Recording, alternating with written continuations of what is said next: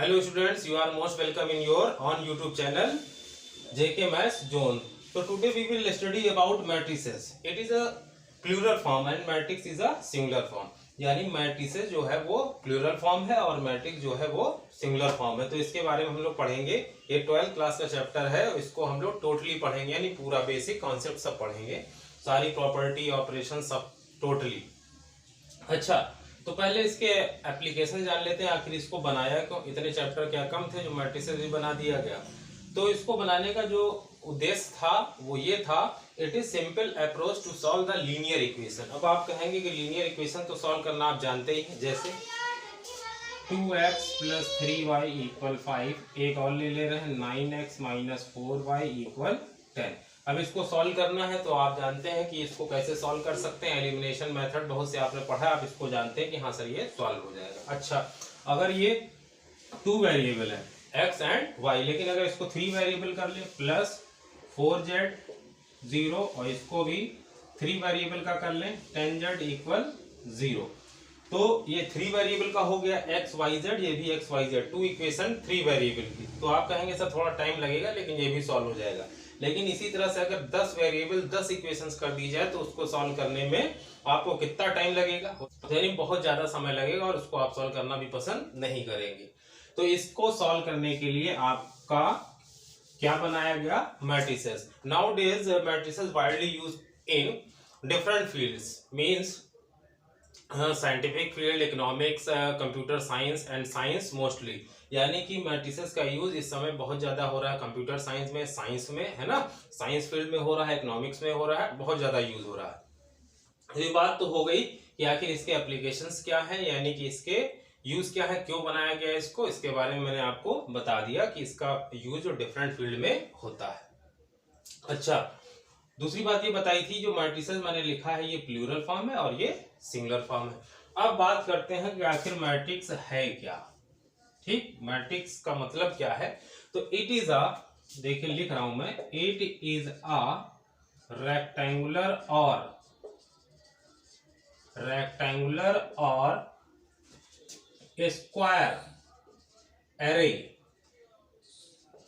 Square array of numbers और variables और functions. ठीक, इट इज अ रेक्टेंगुलर और स्क्वायर एरे ऑफ नंबर्स और वेरिएबल और फंक्शंस। एरे का मतलब होता है अरेंजमेंट, हिंदी में इसको कहते हैं व्यू, यानी संरचना, बनावट, व्यवस्थित करना। तो एरे का मतलब क्या है, अरेंजमेंट है, हिंदी इसकी होती है व्यू, जो आपने सुना है चक्र व्यू, यानी व्यू इसकी बनावट, एक संरचना, यानी उसको अरेंज करना, तो वही है एरे। तो it is a rectangular, rectangle आप जानते हैं क्या होता है, इस टाइप का होता है, और स्क्वायर जो होता है वो इस तरीके का होता है। तो इट का मतलब मैट्रिक्स इज अ रेक्टेंगुलर और स्क्वायर एरे ऑफ नंबर्स और वेरिएबल्स, यानी नंबर भी हो सकते हैं, वेरिएबल भी हो सकते हैं और फंक्शंस भी हो सकते हैं। ठीक, अच्छा, जो एनसीईआरटी आपकी बता रही है कि जो फंक्शन होने चाहिए वो रियल वैल्यूड होने चाहिए, ये सीबीएसई के लिए है जो बात मैं बता रहा हूं।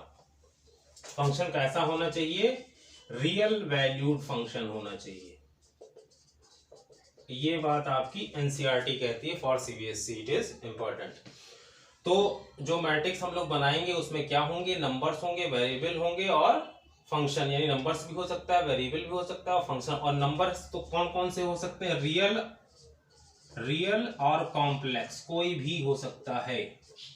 ठीक, रियल नंबर आप जानते हैं, प्लस वाले, माइनस वाले, अपॉन वाले, डेसिमल वाले, हर तरह का नंबर रियल में आता है। और कॉम्प्लेक्स नंबर कैसा होता है, आई के फॉर्म का होता है, आईटा फॉर्म का होता है ना, ये आप जानते हैं। तो जो नंबर्स लेंगे वो रियल नंबर होगा या कॉम्प्लेक्स। जैसे अगर हम बात करें, ये देखिए मैट्रिक्स को लिखने का तरीका, जैसे 1 2 3 4 5 6, तो ये रेक्टेंगुलर एरे है। कैसा, रेक्टेंगुलर, देखने में कैसा लग रहा है, रेक्टेंगल की तरह लग रहा है।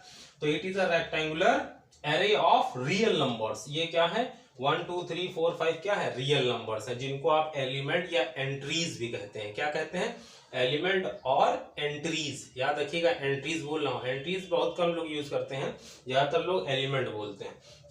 अच्छा, और it is represented by capital letter. Matrix को आप रिप्रेजेंट करेंगे कैपिटल लेटर से। जैसे मान लिया मैंने ए ले लिया, कुछ भी ले सकते हो, B C D, capital letter से इसको रिप्रेजेंट करेंगे। इतनी बात हो गई। तो आपको एक बार समराइज करा दे रहा हूं। इट इज अ रेक्टेंगुलर और स्क्वायर एरे ऑफ नंबर्स। जैसे ये रेक्टेंगुलर की तरह लग रहा है, हम चाहें तो इसको आप इस तरह से भी लिख सकते हैं 1 2 3 4। अब कैसा लग रहा है? स्क्वायर की तरह। तो it is a square array of real numbers. ठीक, तो ये मैट्रिक्स है। अब रही बात ऑर्डर की, ऑर्डर लिखते कहाँ है? यहां पर लिखते हैं, यहां। तो अब ऑर्डर मैं बता दे रहा हूं, pause the video and to be noted down. अच्छा, तो अभी जो मैंने बात की वो तो बताया कि मैट्रिक्स है क्या। अब order, order of a matrix, order of a matrix. तो ये क्या होता है? Number of rows, number of rows into number of columns. ठीक, number of rows into number of column. जैसे कि मैंने ये लिखा 1 2 3 4 5 6। तो रोज क्या होते हैं? ये हॉरिजॉन्टल लाइन रोज होती है एंड वर्टिकल लाइन कॉलम होती है। तो यहाँ पर कितने रोज हैं? 1 और 1 2, 2 रोज हैं। कितने रोज हैं? 2। एक ये हो गया R1 मान लेते हैं, और ये हो गया R2, और ये column C1 C2 and C3, यानी इसके 2 रो हैं और 3 कॉलम। ठीक, तो पहले रो लिखते हैं, उसके बाद कॉलम लिखते हैं। तो कितने रो हैं? याद रखिएगा, number of rows into number of columns. तो रो कितने हैं? 1 और 1 2, 2 रोज हो गए। कॉलम कितने हो गए? 1 2 3। तो इसको आप 2 इंटू 3 मत बोलिएगा, हम लोग स्टैंडर्ड लोग हैं, इसको इसलिए क्रॉस बोलते हैं। तो 2 क्रॉस 3। तो ये जो मैट्रिक्स है इसका ऑर्डर क्या है? 2 क्रॉस 3। इसको क्या पढ़ेंगे? 2 क्रॉस 3। पहले रो होता है, फिर कॉलम होता है। अच्छा, इतनी बात। अगर 2 इंटू 3 आप कर लेते हैं, 2 इंटू 3 6 आएगा। इसका मतलब 1 2 3 4 5 6, यानी नंबर ऑफ एलिमेंट हो जाएगा, number of element. Is that clear? अगर आप इसको ऑर्डर को मल्टीप्लाई कर देते हैं, rows into column, number of rows into number of column कर देते हैं, तो आपका क्या रिजल्ट देता है? Number of element. ठीक, 1 2 3 4 5 6 थे, तो 6 ही आया अगर आप इनको मल्टीप्लाई कर देंगे। तो ये बात हो गई ऑर्डर्स की। अच्छा, अब देखिए आगे हम जो बात करने वाले हैं वो क्या है? जनरल रिप्रेजेंटेशन ऑफ मैट्रिक्स, यानी जनरली मैट्रिक्स को कैसे रिप्रेजेंट करते हैं वो देखिए। रिप्रेजेंटेशन ऑफ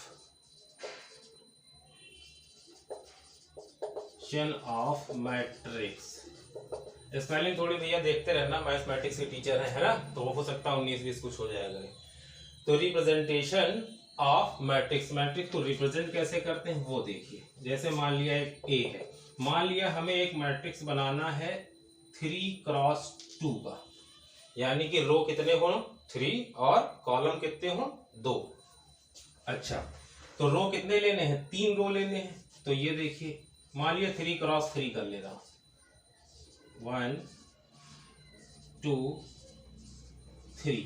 ये सब स्मॉल ए क्या है? ये एलिमेंट है। अभी मैं बताऊंगा कैसे क्या करना है, वो हम बताएंगे। तो हमें पता था 3 क्रॉस 3, यानी रो भी 3 लेने हैं, कॉलम भी 3 लेने हैं, यानी 3 क्रॉस 3 मैट्रिक्स ऑब्टेन करना है। तो 1 2 3 रोज हो गए और 3 क्या हो गए? कॉलम हो गए। अच्छा, अब हमें इसका एड्रेस लोकेट करना है, यानी कि इसके हम एड्रेस लोकेट कर देते हैं। थोड़ा सा आप देखिएगा, जैसे अभी मैंने बनाया था 1 2 3 4 5 6 7 8 9। अच्छा, अब देखिए अगर इसका एड्रेस लोकेट करते हैं, ये वाला एलिमेंट कहाँ है? ये वाला एलिमेंट देखिए पहले रो में है और पहले कॉलम में है। ये पहला रो है, तो ये वाला जो रो मतलब एलिमेंट है ए, ये पहले रो में है और पहले कॉलम में है, इसलिए इसका जो एड्रेस होगा वो 1 1 होगा, यानी पहला रो पहला कॉलम। ठीक। अच्छा, और ये वाला एलिमेंट क्या है? रो तो पहला ही है, रो तो पहला है, लेकिन कॉलम दूसरा है। देखिए पहला और दूसरा, तो ये वाला एलिमेंट कहाँ है? पहले रो में है और दूसरे कॉलम में। ठीक, पहला रो दूसरा कॉलम। ठीक, फिर पहला रो तीसरा कॉलम। देखिए ये वाली जो लाइन है वो रो की है, यानी ये तीनों एलिमेंट पहले रो में है, लेकिन ये वाला पहले कॉलम में है, ये दूसरे कॉलम में। देखिए दूसरे कॉलम में आ रहा है और ये वाला तीसरे कॉलम में आ रहा है। इसी तरह से इसके बारे में बात करिए। अब ये वाला एलिमेंट कहाँ है? 1 और 1 2 दूसरे रो में है और पहले कॉलम में, दूसरे रो में दूसरे कॉलम में, दूसरे रो में तीसरे कॉलम में। ये देखिए 1 2 3, यानी ये वाला एलिमेंट तीसरे रो में पहले कॉलम में, तीसरे रो में दूसरे कॉलम में, तीसरे रो में तीसरे कॉलम। तो ये हमने एड्रेस इसके लोकेट कर दिए। अब मैट्रिक्स को आप इस तरह से लिख सकते हैं, A इक्वल AIJ, AIJ, और यहाँ पर मैंने क्या लिख दिया है 3x3। या जनरल अगर बात करें तो m क्रॉस n लिखेंगे, यानी कि नंबर ऑफ रोज को m से डिनोट करते हैं मोस्टली, और नंबर ऑफ रोज को n से डिनोट करते हैं। ले तो कुछ भी सकते हैं, लेकिन mostly number of rose is denoted by m and number of column is denoted by n। तो जनरल मैट्रिक्स को आप इस तरह से आप लिख सकते हैं। अच्छा, इतनी बात हो गई। अब देखिए, अगर ये वाला जो मैट्रिक्स ऊपर मैंने बनाया है, इसको हटा दे रहे हैं, ऊपर वाला ये जो मैट्रिक्स बना हुआ है, अगर अब आपसे पूछा जाए, क्या पूछा जाए, इस मैट्रिक्स में बताइए A23 कौन सा एलिमेंट होगा, मतलब दूसरा रो और तीसरे कॉलम वाला एलिमेंट कौन सा होगा। देखिए, दूसरा रो तीसरा कॉलम, तो दूसरा रो तीसरा कॉलम, देखिए दूसरा रो कहाँ है, ये, तीसरा कॉलम कहाँ है, ये। अब देखिए कहां पर, ये देखिए अगर हम प्लस का साइन बनाए तो ये यहाँ पर काट रहा है, यानी पॉइंट ऑफ इंटरसेक्शन ये है, तो यहाँ पर पॉइंट ऑफ इंटरसेक्शन ये है, यानी 6 मिल गया। कौन सा मिल गया, 6। इसी तरह से अगर आपसे पूछा जाए A22 बताइए दूसरा रो दूसरे कॉलम का एलिमेंट कौन सा है, तो देखिए दूसरा रो हमारा क्या है, अभी बात कर ले रहे हैं, थोड़ा सा इसको इरेज कर दे ताकि आपको समझ में जाए। क्या पूछा है, दूसरा रो और दूसरा कॉलम, तो देखिए पहला रो ये, दूसरा रो ये, दूसरा रो हुआ, और दूसरा ही कॉलम लेना है, पहला और दूसरा। ये देखिए प्लस पॉइंट कहाँ है, कहाँ कट रहा है, ये यहाँ पर कट रहा है, यानी 5 हो जाएगा। ठीक, तो इस तरह से आप बता पाएंगे कि कौन से एलिमेंट के बारे में हम बात कर रहे हैं। लेकिन अगर आपसे पूछा जाए बताइए चौथा रो पहला कॉलम, कहोगे सर चौथा रो है ही नहीं, 1 2 3, यानी कुछ होगा ही नहीं। ठीक, अच्छा, इतनी बात हो गई। और भी याद रखिएगा, मैंने बताया था जनरल फॉर्म में AIJ M क्रॉस n लिखते हैं। I क्या है, नंबर ऑफ रोज, J क्या है, नंबर ऑफ कॉलम। याद रखिएगा, I number of rose and J number of column. ठीक, M क्रॉस n क्या है, ऑर्डर है, यानी उसका M रो है और n कॉलम है। तो ये बात हो गई। अब जनरल रिप्रेजेंटेशन ऑफ मैट्रिक्स बता दें, ये तो रिप्रेजेंटेशन ऑफ मैट्रिक्स बता दिए मैंने। अब जनरल रिप्रेजेंटेशन ऑफ मैट्रिक्स, तो जब जनरल रिप्रेजेंटेशन ऑफ मैट्रिक्स की बात करेंगे तो रो कितने लेंगे आप, m, और कॉलम कितने लेंगे, n लेंगे। चलिए देखते हैं कैसे। बस यहां पर हम क्या कर दे रहे हैं,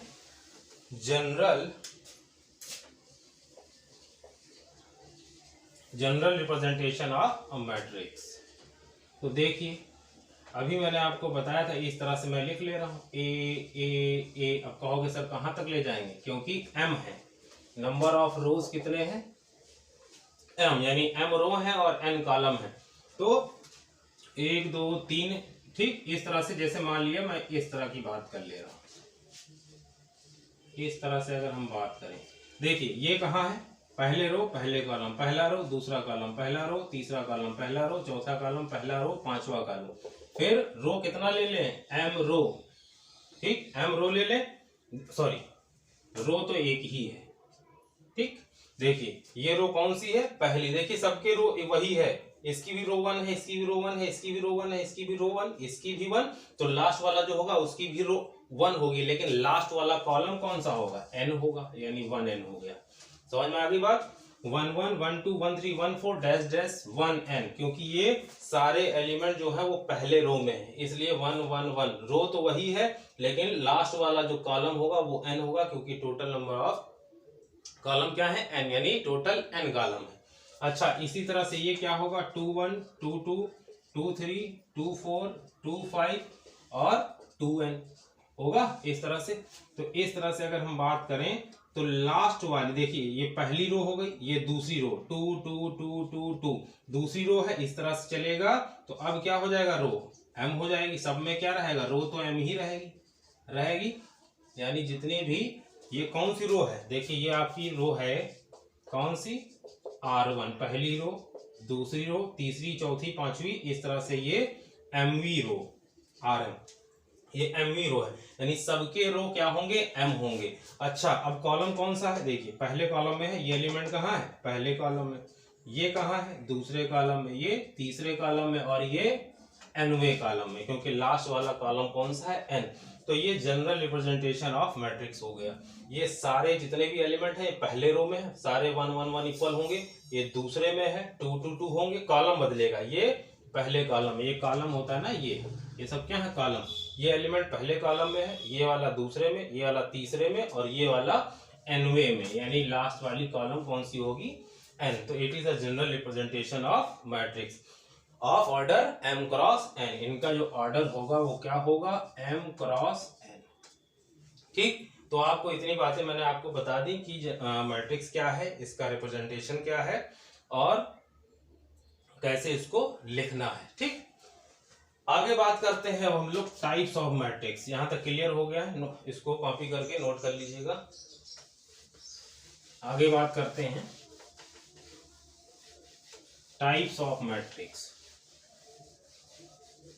इतनी बात हो गई, अब हमें क्या पढ़ना है, types of matrix. Types of matrix, बस आपको हम टाइप्स ऑफ मैट्रिक्स बता देंगे इस वीडियो में, बाकी नेक्स्ट वीडियो में बात करेंगे, क्योंकि थोड़ा समय कम है हमारे पास। तो टाइप्स ऑफ मैट्रिक्स में अगर हम बात करें तो जैसे मान लीजिए पहला हम बात करते हैं रो मैट्रिक्स।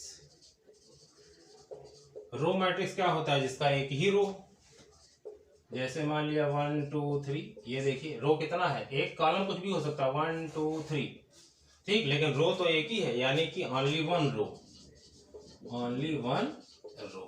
ठीक, इस टाइप के मैट्रिक्स जिनमें केवल एक रो हो इज कॉल्ड रो मैट्रिक्स। इसी तरह से कॉलम मैट्रिक्स। कॉलम मैट्रिक्स क्या होगा, जिसमें क्या हो, केवल एक कॉलम हो, ओनली वन कॉलम। ठीक, केवल एक कॉलम हो, जैसे मान लिया ये बना दिया हमने 1 2 3। ठीक, तो रो तो 3 है, 1 2 3 रो है, लेकिन कॉलम तो एक ही है। रो कितनी है, 3, लेकिन कॉलम क्या है, एक। तो ये क्या हो गया हमारा कॉलम मैट्रिक्स। अगली बात करते हैं रेक्टेंगुलर मैट्रिक्स। ये सब नोट कर दीजिएगा वीडियो पॉज करके, है, ताकि आपको आसानी रहे। तीसरी अगर हम बात करते हैं तो वो है रेक्टेंगुलर।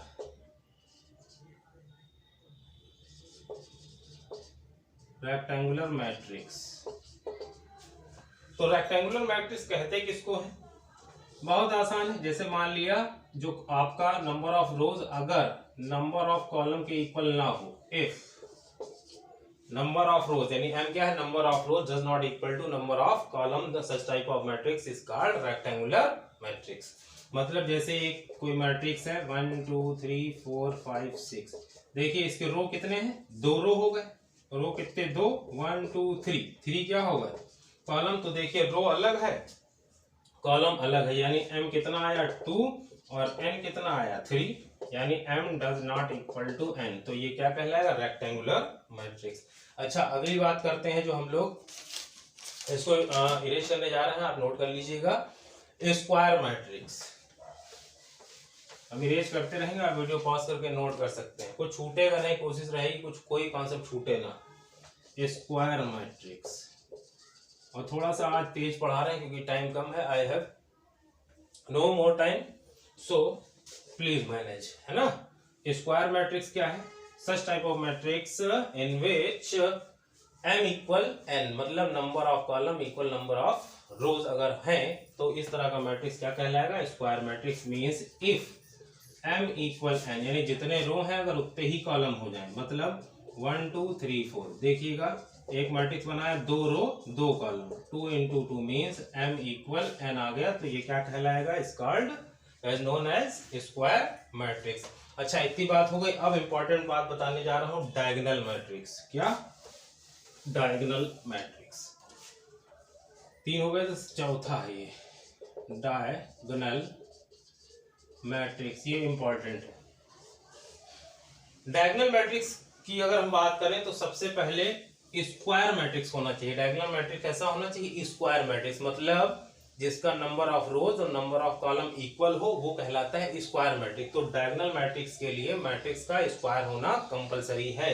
तो स्क्वायर मैट्रिक्स, सबसे पहले बात करते हैं क्या होना चाहिए, ये स्क्वायर मैट्रिक्स होना चाहिए। स्क्वायर मैट्रिक्स, जैसे एक मान लिया मैंने ले लिया 1 2 3 4 5 6 7 8 9, ये बात ले ली। तो देखिए ये हमारा क्या है, स्क्वायर मैट्रिक्स है। तो है 1 2 3 4 5 6 7 8 9 है।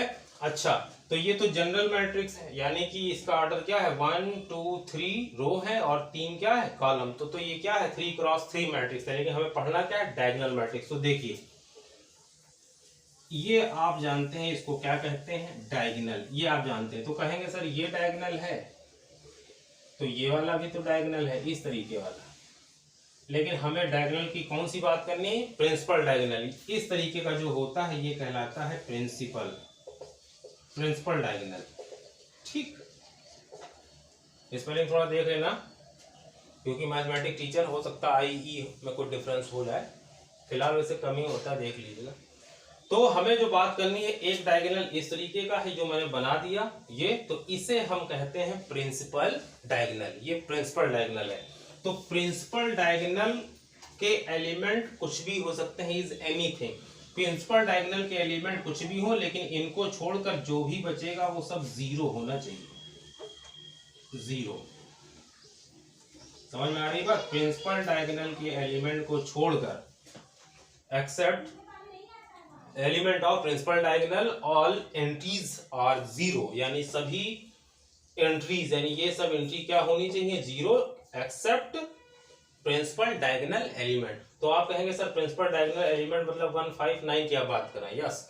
तो प्रिंसिपल डायगोनल एलिमेंट होते क्या हैं, वो एलिमेंट जिसका i इक्वल j हो, यानी number of rows number of column के इक्वल हो, वो कहलाते हैं प्रिंसिपल डायगोनल एलिमेंट। क्या कहलाते हैं, प्रिंसिपल डायगोनल एलिमेंट। किसे कहते हैं, जिसका i इक्वल j हो। देखिए ये जो 1 है, तो इसका एड्रेस लोकेट करिए, 1 कहाँ है, पहले रो में है और पहले कॉलम में। तो 1 क्या हुआ, पहले रो में और पहले कॉलम में। 1 कहाँ है, पहले रो में है और पहले कॉलम में। ठीक, 5 कहाँ है, 1 और 2 दूसरे रो में, 1 और 1 2 दूसरे कॉलम में। देख लीजिए ये पहला रो है और ये दूसरा रो। तो 5 कहाँ पड़ रहा है, दूसरे कॉलम में दूसरे रो में पड़ रहा है, और 1 और 1 2 दूसरे कॉलम में पड़ रहा है, दूसरे रो में भी है दूसरे कॉलम में भी है। तो 5 कहाँ है, दूसरे रो में दूसरे कॉलम में, और पहले रो में और पहले कॉलम में क्या है, 1।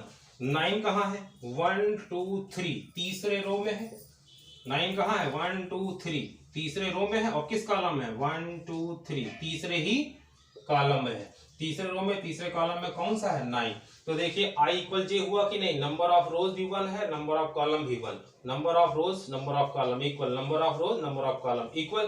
तो i इक्वल क्या है, j। इन तीनों एलिमेंट के लिए i इक्वल j है, इसलिए ये प्रिंसिपल डायगोनल एलिमेंट कहलाएंगे। अच्छा, ये क्यों नहीं कहलाएगा, देखिए अगर हम इसकी बात कर लें इसकी, तो देखिए पहले रो में है और 1 1 2 तीसरे कॉलम में है, ये वाला एलिमेंट चेक करिए, पहले रो में 1 2 3 तीसरे कॉलम में। तो पहले रो में तीसरे कॉलम में ये वाला 0 आ रहा है। तो देखिए ये दोनों इक्वल नहीं है, ये 1 है ये 3, तो ये प्रिंसिपल डायगोनल एलिमेंट नहीं होगा।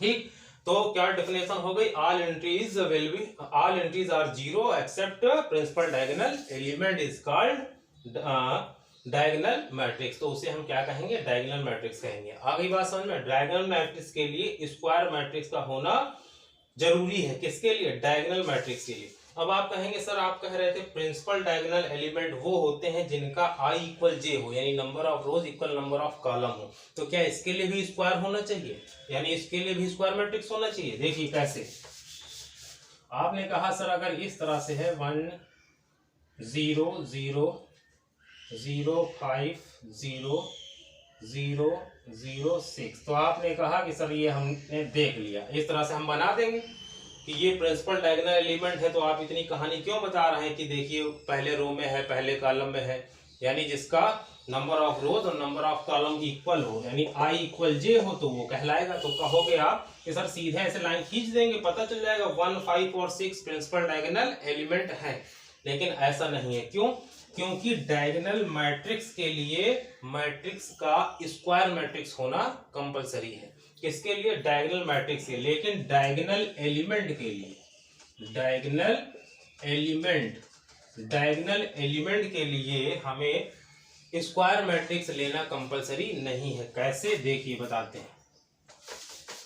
अगर हम इसकी बात करें 1 2 3 5 6 5 4 9 ये लिख, तो क्या ये स्क्वायर मैट्रिक्स है? नहीं, क्योंकि इसके 1 और 1 2 रो हैं, R1 R2 2 रो हो गई, और कॉलम कितने हो गए? C1 C2 C3 C4 4 column हो गए। 1 और 1 2 रो, 1 2 3 4 4 कॉलम, रो हो गए 2, कॉलम हो गए 4, तो I इक्वल J नहीं है, मतलब ये स्क्वायर मैट्रिक्स नहीं है। तो क्या अब बता पाएंगे डायगोनल एलिमेंट? अब देखिए अब कहाँ बन रहा है, इस तरह से, जैसे आप ऐसे खींच रहे थे, आप किसको खींच दें? इनको खींच दें कि इनको खींच दें कि इनको खींच दें, है ना? तो जो अभी मेथड मैंने बनाया था, बताया था, वही काम आएगा। कैसा? देखिए मैंने क्या बताया था, I इक्वल J, जिसका एलिमेंट, जिस एलिमेंट का I इक्वल J होगा वो प्रिंसिपल डायगोनल एलिमेंट होगा। देखिए अगर 1 की बात करें तो 1 पहले रो में है, पहले कॉलम, पहले रो में पहले कॉलम में क्या है? 1। ये देखिए पहले रो में है, दूसरे कॉलम में, ये नहीं होगा। 3 पहले रो में है, तीसरे कॉलम में। 5 पहले रो में, 1 2 3 चौथे कॉलम में। देखिए 5 कहाँ है? पहले रो में, 1 2 3 4 चौथे कॉलम में, ये नहीं होगा। 6 कहाँ है? 1 1 2 यानी दूसरे रो में। देखिए 6 कहाँ है? दूसरे रो में, पहले कॉलम में, नहीं होगा भाई, दूसरे रो में पहले कॉलम बराबर नहीं है ना। 5 कहाँ है? 1 और 1 2, देखिए दूसरे रो में आ रहा है, 1 और 1 2, फर्स्ट एंड सेकंड। तो 5 कहाँ है? सेकंड रो में, 1 1 2 सेकंड कॉलम में, है कि नहीं? पहले रो और दूसरे रो कहाँ है? दूसरे रो में है और दूसरे कॉलम में। तो 5 जो है दूसरे रो दूसरे कॉलम में है, बस। यानी कि प्रिंसिपल डायगोनल एलिमेंट, यानी कि डायगोनल एलिमेंट कौन से हो जाएंगे? 1 और 5। अगर स्क्वायर मैट्रिक्स नहीं है तब भी आप बता पाएंगे कि डायगोनल एलिमेंट क्या होंगे। ये बहुत कम लोगों को पता है, यानी 95% लोगों को नहीं पता है, लेकिन अब आप जान गए हैं तो इसलिए आप सही करिएगा, है ना? डायगोनल मैट्रिक्स के लिए मैट्रिक्स का स्क्वायर होना कंपलसरी है, लेकिन डायगोनल एलिमेंट के लिए मैट्रिक्स का स्क्वायर होना कंपलसरी नहीं है। It's not compulsory for diagonal element. Clear? तो 1 और 5 हमारे डायगोनल एलिमेंट हो जाएंगे। और लेकिन डायगोनल मैट्रिक्स नहीं है, क्योंकि इनको छोड़कर बाकी एंट्रीज 0 नहीं है, तो ये डायगोनल मैट्रिक्स नहीं है, ओनली स्क्वायर मैट्रिक्स है। और प्रिंसिपल डायगोनल एलिमेंट की अगर हम बात करें तो यहाँ पर अगर हम मान लीजिए 0 कर दें इसको, अब ये क्या है? अगर इसको 0 आप कर दोगे, ये देखिए अगर आपने इसको 0 कर दिया, अब ये बन गया डायगोनल मैट्रिक्स, बन गया। तो it is a diagonal square matrix. ठीक, ये कैसा है? स्क्वायर मैट्रिक्स तो है, क्योंकि 1 2 3 रो और 3 कॉलम, तो ये स्क्वायर मैट्रिक्स तो है, उसके साथ में डायगोनल मैट्रिक्स भी है। किस ऑर्डर का? 3 क्रॉस 3। अब इसको आप इस तरह से भी लिख सकते हैं, 1 5 9। अब आप कहोगे सर ये क्या बता दिया? स्टार्टिंग में आपने कहा था कि रो मैट्रिक्स क्या होता है? जिसका केवल एक रो हो वो रो मैट्रिक्स होगा। तो देखिए ये एक ही रो तो है, तो ये रो मैट्रिक्स होना चाहिए अकॉर्डिंग टू मी। यानी जो स्टार्टिंग मैंने बताया था, सबसे पहले ही बताया था, रो मैट्रिक्स क्या है? Such type of matrix which have only one row is called. ठीक, यानी कि जिसका केवल एक रो हो उसे क्या कहेंगे? रो मैट्रिक्स कहोगे सर ये तो रो मैट्रिक्स है, तो ये 3 क्रॉस 3 आप बता रहे हैं। देखिए कायदे से समझिएगा, जो रो मैट्रिक्स था उसमें 1 5 9 इस तरह से अगर लिखा है तब वो रो मैट्रिक्स है, यानी कॉमा नहीं लगाते हैं जब मैट्रिक्स को लिखते हैं। ठीक, देखिए इसमें कॉमा नहीं लगा है तो ये रो मैट्रिक्स है, लेकिन इसमें कॉमा लगा हुआ है, 1 5 9 इसमें कॉमा लगा है, तो इसका मतलब है ये प्रिंसिपल डायगोनल एलिमेंट को मैंने लिखा है। किसको लिखा है? Principal diagonal element. किसका? डायगोनल मैट्रिक्स का। अगर इस तरह से लिखा जाए 1 5 9, तो it is a principal diagonal element of diagonal matrix. समझने की कोशिश करिए, 1 5 9 क्या होगा? सीधी सी बात में ये प्रिंसिपल डायगोनल एलिमेंट है, क्योंकि कॉमा लगा है। लेकिन किसके हैं प्रिंसिपल डायगोनल एलिमेंट? किसके हैं? डायगोनल मैट्रिक्स के हैं, जो 3 क्रॉस 3 का है, मतलब ये, यानी ये और ये दोनों सेम है। क्लियर? ये और ये सेम है। अगर आप सिर्फ प्रिंसिपल डायगोनल एलिमेंट लिखते हैं 1 5 9, तो ये प्रिंसिपल डायगोनल एलिमेंट है, तो क्लियर है कि बाकी एंट्रीज क्या होंगी? 0।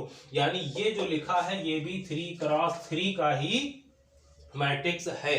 ठीक, 3 क्रॉस 3 का स्क्वायर मैट्रिक्स है। इन दोनों को सेम कहा जाएगा, ये भी और ये भी। ठीक, कॉमा लगा दिया, चाहे आप इस तरह से लिख लीजिए या फिर इस तरह से। ये समझाते हैं कैसे। अगर मान लिए इस तरह से लिखें 1 2, अगर प्रिंसिपल डायगोनल एलिमेंट 1 और 2 इस तरह से लिख दें, बताइए, समझिए। अगर मैंने इस तरह से लिख दिया, इसका मतलब ये प्रिंसिपल डायगोनल एलिमेंट है 1 और 1 2 प्रिंसिपल डायगोनल एलिमेंट है, लेकिन किसका? डायगोनल मैट्रिक्स का 2 क्रॉस 2, जो कैसा था 2 क्रॉस 2 का था। समझ में आ गई बात। जब प्रिंसिपल डायगोनल एलिमेंट 2 होंगे, इसका मतलब ये 2 क्रॉस 2 का होगा। जब प्रिंसिपल डायगोनल एलिमेंट 1 2 3 होंगे तो वो 3 क्रॉस 3 का होगा। ठीक, तो डायगोनल मैट्रिक्स के लिए मैट्रिक्स का स्क्वायर होना जरूरी है, लेकिन डायगोनल एलिमेंट के लिए स्क्वायर होना जरूरी नहीं है। यानी कि अभी जो मैंने बताया था, इसमें 1 और 5 ये होंगे आपके डायगोनल एलिमेंट, बाकी कोई नहीं होगा। समझ गए? अच्छा, तो ये बात हो गई डायगोनल मैट्रिक्स, ये हम आपको बता दें। इसके बाद क्या होगा, अगर इसी तरह से डायगोनल मैट्रिक्स को, एक डायगोनल मैट्रिक्स में ले रहा हूं, जैसे मान लिया 1 5 1 0 0 5 0 0 6 0 0। अब देखिए, अगर हम इसको क्या कर दें, मान लिया सेम कर दें। अब कहोगे क्या ये स्क्वायर मैट्रिक्स है? यस, स्क्वायर मैट्रिक्स है। 1 2 3 3 क्रॉस 3 का ये स्क्वायर मैट्रिक्स है, लेकिन डायगोनल मैट्रिक्स भी है। क्यों? आप कहोगे प्रिंसिपल डायगोनल एलिमेंट को छोड़कर ऑल एंट्रीज क्या है? 0। तो ये स्क्वायर मैट्रिक्स भी है, डायगोनल मैट्रिक्स भी है। ठीक, अच्छा, लेकिन ये जो प्रिंसिपल डायगोनल एलिमेंट है ये क्या है? सेम है। कैसे हैं? सेम। ये भी यहाँ भी 5, यहाँ भी 5, यहाँ भी। तो जब प्रिंसिपल डायगोनल एलिमेंट सेम होंगे तब ये कहलाएगा स्केलर मैट्रिक्स। तो आप कहोगे सर स्केलर मैट्रिक्स है? हाँ है। स्क्वायर मैट्रिक्स है? हाँ है। डायगोनल मैट्रिक्स है? हाँ है। यानी तीनों बातें ये हैं। क्यों? क्योंकि तीनों अगर सेम होंगे प्रिंसिपल डायगोनल एलिमेंट तो स्केलर मैट्रिक्स है। 3 ऑर्डर 3 रो 3 कॉलम, तो ये स्क्वायर मैट्रिक्स भी है। समझ में आ गई बात। और डायगोनल मैट्रिक्स भी है क्योंकि इनको छोड़कर ऑल एंट्रीज 0 है, तो ये स्केलर मैट्रिक्स भी है। ठीक, अच्छा, इसी बात को अगर हम ऐसे कर दें, ये देखिए, अगर यहाँ पर 1 कर दें, यहाँ भी 1 कर दें, यहाँ भी 1 कर दें, अब बताइए क्या ये स्क्वायर मैट्रिक्स है? हाँ है। 1 2 3 3 रो 3 कॉलम, यस है। डायगोनल मैट्रिक्स है? हाँ है। क्यों? इनको छोड़कर बाकी एंट्रीज क्या है? 0। तो डायगोनल मैट्रिक्स भी है।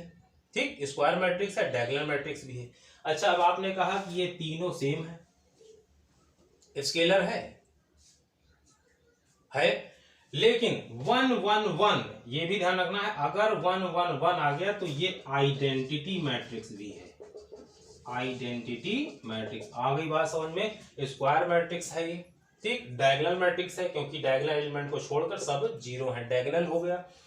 तीनों सेम है प्रिंसिपल डायगोनल एलिमेंट, तो क्या है? स्केलर है, स्केलर मैट्रिक्स है। लेकिन 1 1 1 है तो ये आइडेंटिटी मैट्रिक्स भी है, यानी ये चारों है। तो इतनी बात आपको क्लियर हो गई कि मैंने क्या बताया। अब 2 और बता दे रहे हैं, जल्दी से इसको खत्म कर रहे हैं क्योंकि आज टाइम कम है, जैसा कि मैंने बताया था आपको। उसके बाद फिर नेक्स्ट वीडियो में मैं आगे बताऊंगा कैसे क्या कहानी चलती है। ठीक, तो देखिए एक और बता दे रहा हूं, सिंगुलर मैट्रिक्स। सिंगुलर मैट्रिक्स के लिए कुछ नहीं करना है, बहुत आसान है। सिंगुलर मैट्रिक्स, और दो चीजें और बताऊंगा, अपर ट्रायंगुलर मैट्रिक्स और लोअर ट्रायंगुलर मैट्रिक्स, लेकिन वो आपके इस कोर्स में नहीं है, सीबीएसई में बिल्कुल नहीं है, लेकिन बता देंगे आपके नॉलेज के लिए, है।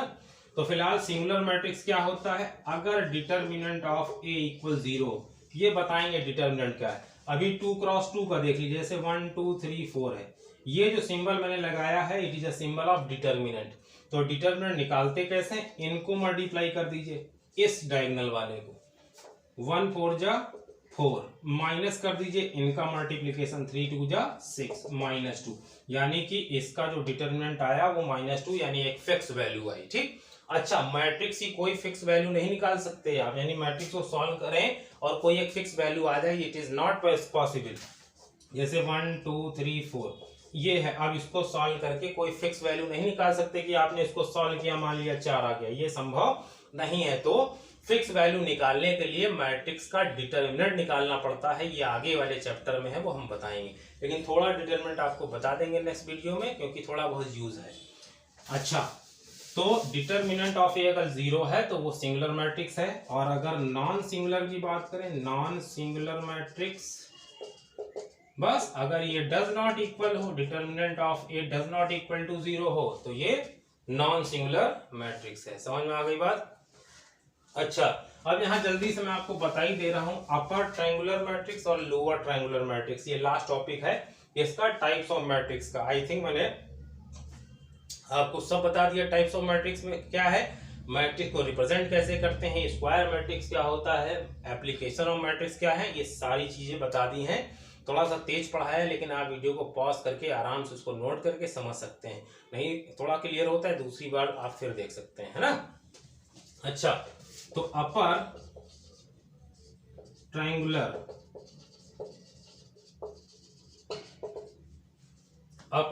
मैट्रिक्स और लोअर ट्रायंगुलर मैट्रिक्स क्या होता है। तो देखिए, एक ऐसा मैट्रिक्स मैं बना रहा हूं, 1 2 3 4 5 6 7 8 9,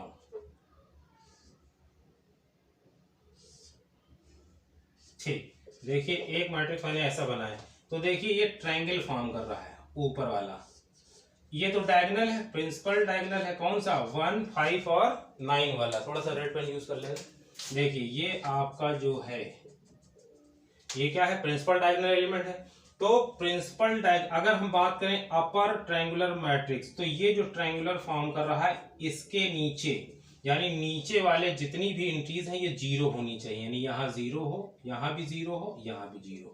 समझ में आई बात? यानी जो ट्रायंगल फॉर्म कर रहा है वो, उसमें केवल एंट्रीज होनी चाहिए, नंबर्स होने चाहिए या वेरिएबल होने चाहिए, लेकिन डायगोनल के बिलो लोअर केस में क्या होना चाहिए, एंट्री 0 होनी चाहिए। तो वो क्या कहलाएगा, अपर ट्रायंगुलर मैट्रिक्स। ठीक है, below of principal diagonal entries are 0। ठीक, बिलो यानी नीचे वाली, अगर अपर ट्रायंगुलर मैट्रिक्स की बात करेंगे, अपर की बात करेंगे, तो प्रिंसिपल डायगोनल से नीचे वाली एंट्री 0 होनी चाहिए। अगर आप लोअर ट्रायंगल की बात करेंगे, लोअर ट्रायंगुलर मैट्रिक्स की, तो अपर वाली एंट्री 0 होनी चाहिए। कैसे, देखिए 1 2 3 4 5 6 7 8 9, ये अपर वाली 0, ये देखिए नीचे तो ट्रायंगल बन जाएगा ना, ये देखिए, ये देखिए, तो ये क्या कहलाएगा हमारा, लोअर ट्रायंगुलर मैट्रिक्स। लोअर के लिए अपर वाली एंट्री 0 हो, और अपर ट्रायंगुलर के लिए लोअर वाली, किसके लोअर वाली, प्रिंसिपल डायगोनल के नीचे वाली, यानी प्रिंसिपल डायगोनल जो भी है उसके नीचे वाली एंट्री 0 होगी तो अपर कहलाएगा, और लोअर के लिए अपर वाली एंट्री 0 होनी चाहिए तो वो लोअर ट्रायंगुलर मैट्रिक्स कहलाएगा। आज की सभा समाप्त हुई, यानी जितनी चीजें मैट्रिक्स में थी, बेसिक थी, वो मैंने आपको बता दी। अब आपको बताएंगे ऑपरेशन ऑफ मैट्रिसेस, यानी कि plus minus multiplication, divide possible नहीं है, डिटरमिनेंट के लिए डिवाइड नहीं कर सकते, उसको आगे इनवर्स फॉर्म में बताया गया है ना। प्लस कर सकते हैं, माइनस कर सकते हैं और मल्टीप्लाई कर सकते हैं। ठीक, तो आपको वो मैं बताऊंगा। टाइप्स ऑफ मैट्रिक्स आज बता दी, ऑपरेशन ऑफ मैट्रिक्स बताएंगे, और प्रॉपर्टी ऑफ मैट्रिक्स बहुत जरूरी है। क्या, operation of matrix, property of matrix, उसके बाद transpose symmetric, SQ symmetric matrix, उसके बाद फिर रो ऑपरेशन पर आ जाएंगे, फिर इनवर्स चलेगा, उसके बाद फिर ना स्टार्ट करेंगे एक्सरसाइज वगैरह। क्लियर? तो पूरी कोशिश की आज मैंने आपको टोटल बताने की, सब समझाने की। अगर समझ में आया तो सब्सक्राइब, लाइक, शेयर जरूर करें, ताकि आपको आने वाली वीडियो का नोटिफिकेशन जल्दी मिल जाए। तो please hit the notification bell icon and subscribe and like and share also. ठीक, तो मैं आपको पूरा चैप्टर पढ़ाऊंगा मैट्रिक्स का, और थोड़ा सा स्पीड पढ़ाएंगे ताकि जल्दी पूरा हो जाए। सब पढ़ाएंगे मैट्रिक्स, डिटरमिनेंट, यानी टोटल 12th क्लास स्टार्ट किया है, तो 12th क्लास के बच्चों के लिए बना रहा हूँ। छोटे बच्चे शिकायत कर रहे थे, सर हम लोगों के लिए वीडियो नहीं बना रहे हैं, तो बीच बीच में उनके लिए वीडियो बनाते रहेंगे। 6, 7, 8 वाले बच्चों के लिए एक कैलकुलेशन का वीडियो है, वो बना देंगे। अभी बनाया नहीं, टाइम नहीं है, लेकिन बहुत जल्दी बना देंगे ताकि उनको भी फायदा मिले, है ना। ओके, मिलते हैं नेक्स्ट वीडियो में।